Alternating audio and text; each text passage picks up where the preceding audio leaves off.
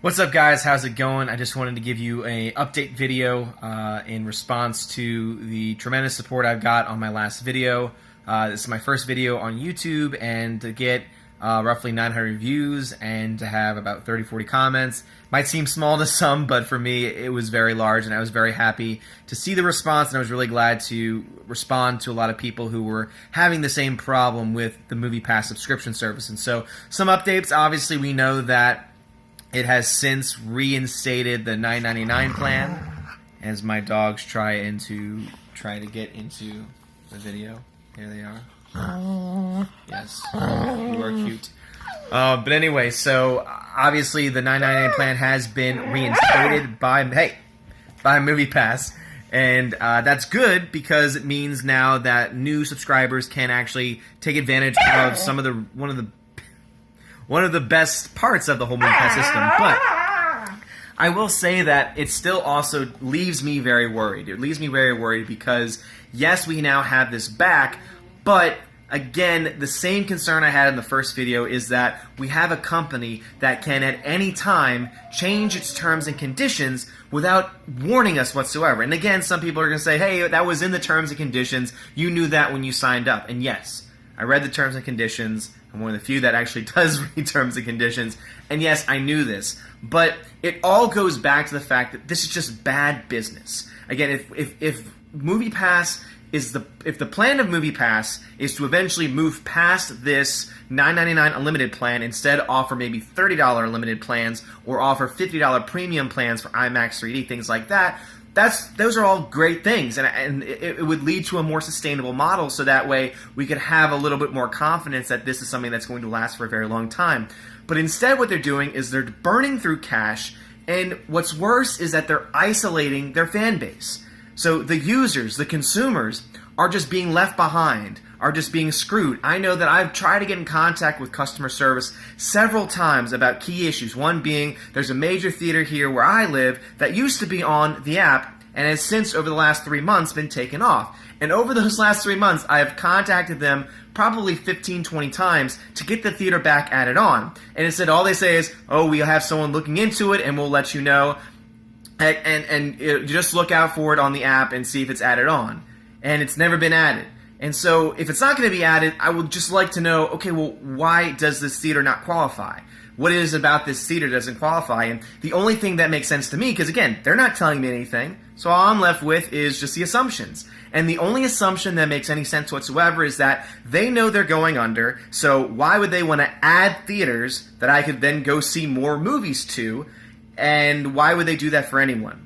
And again, that's just a little thing, though. Again, you still have people with legitimate concerns, with problems with the apps, trying to reach out to customer service, and customer service is just garbage. And then you've got the CEO, Mitch Lowe, who continues just to lie through his teeth, continues just to make things up, to belittle the people who are complaining. Again, we have legitimate complaints. Again, we're not just pissing and moaning about small things. Again, we want this company to succeed. We want this model to succeed. Again, I'm one of those persons that I love to go to the theater. Again, I like watching things on Netflix. I like staying at home, but I love going to the theater. And there's very little that can change that from going away. Again, I love that experience, which is why I jumped on MoviePass as soon as it became a thing. I was one of the first people to subscribe to MoviePass originally when it was starting off at $30, $40 a month. I was able to actually get a special when I signed up for it.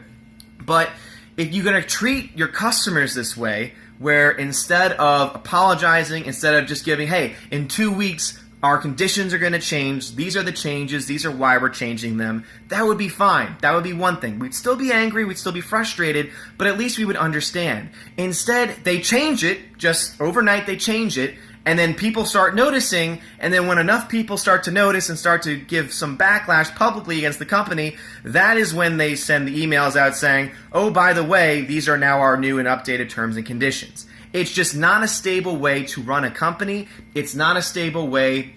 It's not a good business model. Because again, we all know this. We're ready for this. We know that the prices are going to go up. We know that the company could go under.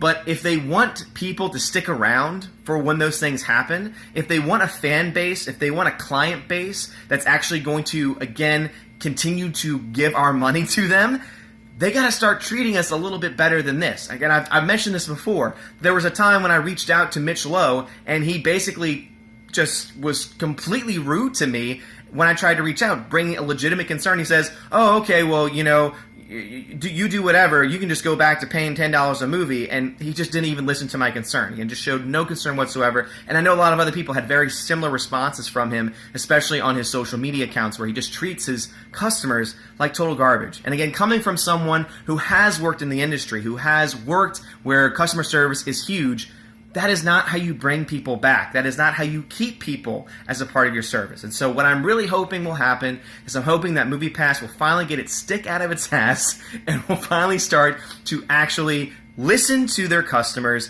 and try and give their customers the best service possible. And that all starts, though, with Mitch Lowe, with the CEO of the company, with all the other people that are behind it.